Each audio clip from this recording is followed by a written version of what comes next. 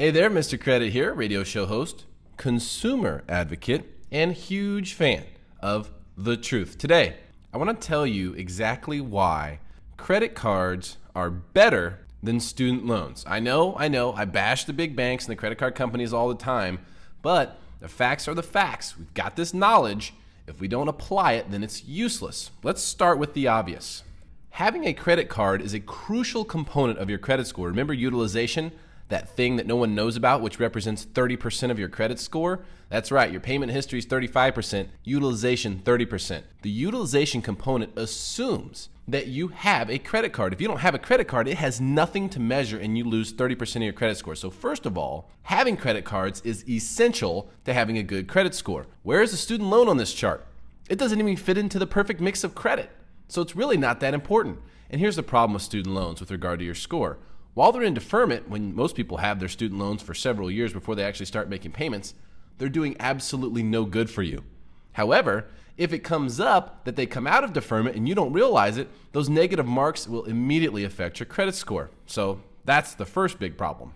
The second big problem with student loans is that they provide an incredibly false sense of security. A lot of people mentally will be okay with taking out student loan debt.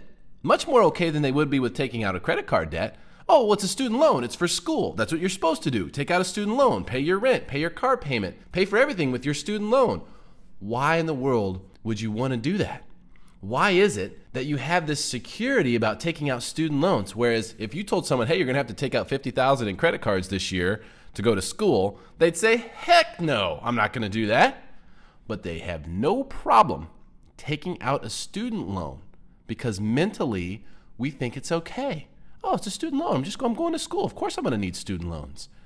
Consider all debt to be equal before you make a decision about it. Don't emotionally think that student loans are better. That is a very false sense of security.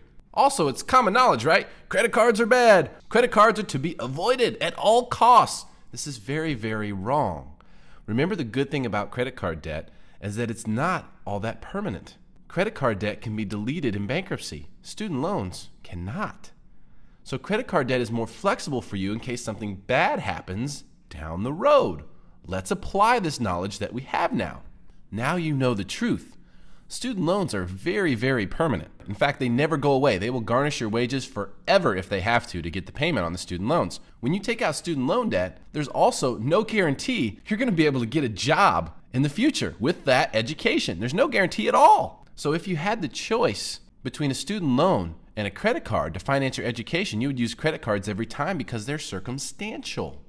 Circumstantial meaning if things go bad, if you can't get a job, or if you get a job and then you lose it, or if something else happens, you have a medical condition, who knows what it might be, if something goes wrong or goes bad, you have the ability to use Chapter 7 bankruptcy to delete your credit card debt and maintain everything else that you have. That's what they don't want you to know. You got to use credit cards first. Here's an example. If you thought it was going to cost you $50,000 to get your education, and you had $20,000 available credit on credit cards, you better use those credit cards first. Now, some people say, but I don't want to pay it now. I want to push the payment till later.